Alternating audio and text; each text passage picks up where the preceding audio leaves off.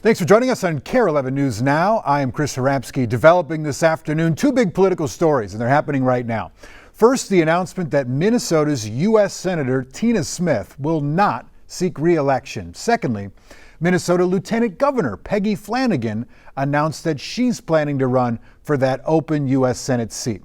In a statement posted today on Instagram, Flanagan said it's her intention to run, to keep serving the people of Minnesota, and that a formal announcement will come later this month. Senator Smith made her announcement earlier this morning. Her seat is up next year. In a video posted on X, Smith says after 20 years of work in the public sector, she's ready to spend more time with her family, and that this decision is not political, but 100% personal.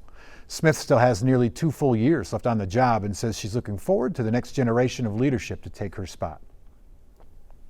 Also just in, Robert F. Kennedy Jr. will be the next Health and Human Services Secretary. The Senate confirmed his nomination this morning. Kennedy will lead several federal health agencies, including the Food and Drug Administration and the Centers for Disease Control and Prevention.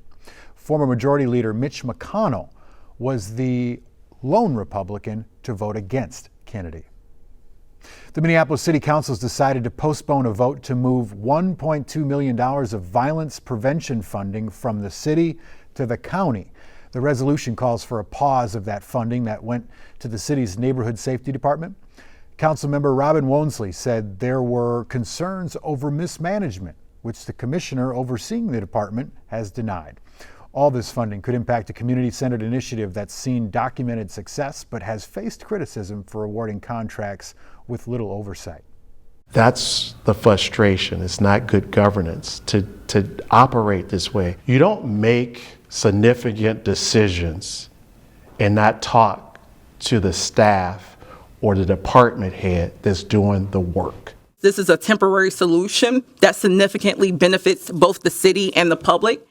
The county is stepping up when we are having challenges, and this should demonstrate a strong partnership more than anything else. It's unclear if the city will take this up again. If it does pass at some point, Mayor Jacob Frey could still veto it. You seen this video? Check this out. There's a mess in South Minneapolis this morning. Several people were forced from their homes after a water main break. This happened near 50th and Penn in South Minneapolis. Audrey Russo was there all morning. She has the latest now. 4 straight hours of water gushing out of this building behind me. Minneapolis crews struggling to get a water main break under control, racing against the clock and freezing temperatures. Minneapolis Fire Department says it started around 3:30 in the morning in the basement of a restaurant in this building. Public Works crews struggled to reach the water shutoff, so they had to call in a dig crew. But in that time, water was spilling out into the intersection of Penn Ave and West 50th. Residents on nearby Oliver were asked to move their cars so that they wouldn't freeze to the pavement. At one point, we could see about a foot of standing water in Sparrow Cafe on the corner. The owner tells us he learned about the water main break when he pulled up to his business to open it for the morning. We're getting ready to start our day, and I, like everybody else, couldn't really come up to the corner here, so we went around the block, pulled up, saw the steam on the sidewalk, saw water pouring out of the building. This water main break not only affected the 4 businesses on the street level, but also 3 people living in the apartments above the businesses had to be displaced for the morning. Final cleanup is underway. They've got a lot of salt to make sure that the icy spots on the road from where all the water was spilling out are safe for people to walk and drive on. The cause of the water main break still yet to be determined. Back to you. Thank you, Audrey. In international news now, nearly 30 people are hurt after a car plows through a crowd of people in Munich who were protesting for higher wages there. German authorities say this was an attack, but are not releasing any more details. NBC's Courtney Kube is in Munich with everything we know. A truck has arrived on scene, as you can see it behind me, to tow away this white Mini Cooper that earlier today plowed into a group of pedestrians, striking and injuring at least 28 people.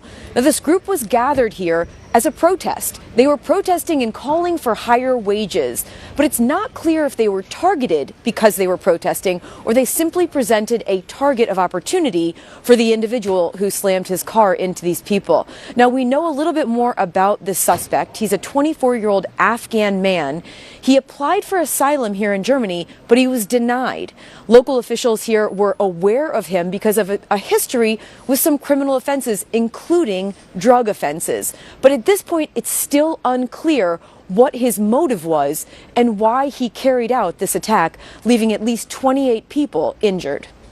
Courtney Kuby, NBC News, Munich. At the University of St. Thomas, around 200 students are finding out that their scholarships have been canceled. These are students who were training to be special education teachers. There was a grant money for them to help pay for college because there's a major shortage of teachers in that field. The Department of Education says they canceled the grant because it was flagged as a DEI initiative, and under President Trump's vision for education, that has no place. Here's Gordon Severson. Yeah, this one was surprising. Friday night, University of St. Thomas President Rob Vischer received a surprising email from the U.S. Department of Education that a grant program to address the ongoing shortage of special education teachers was being cut. It's the students who've really been upended here. According to the university, the decision will affect 185 students this semester who are receiving $10,000 a year in scholarships to take classes and eventually become a special education teacher.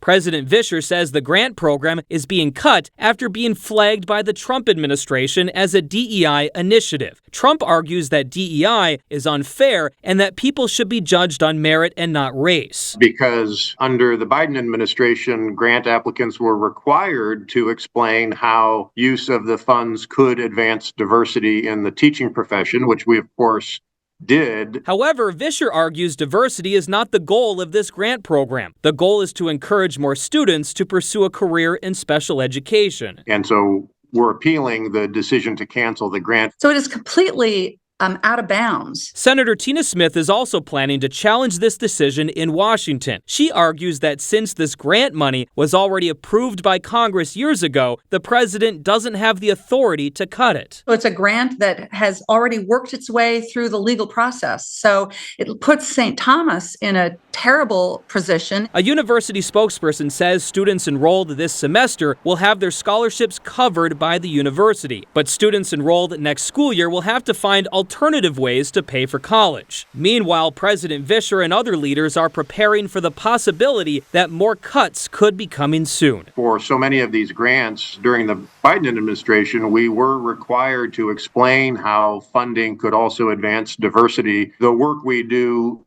to build a successful grant application last year is now the reason why the grants are canceled. Has the education department reached out to you about other grants that are also being cut? There are several things in flux right now, and we're trying to get information. This one is the one that had the most clarity.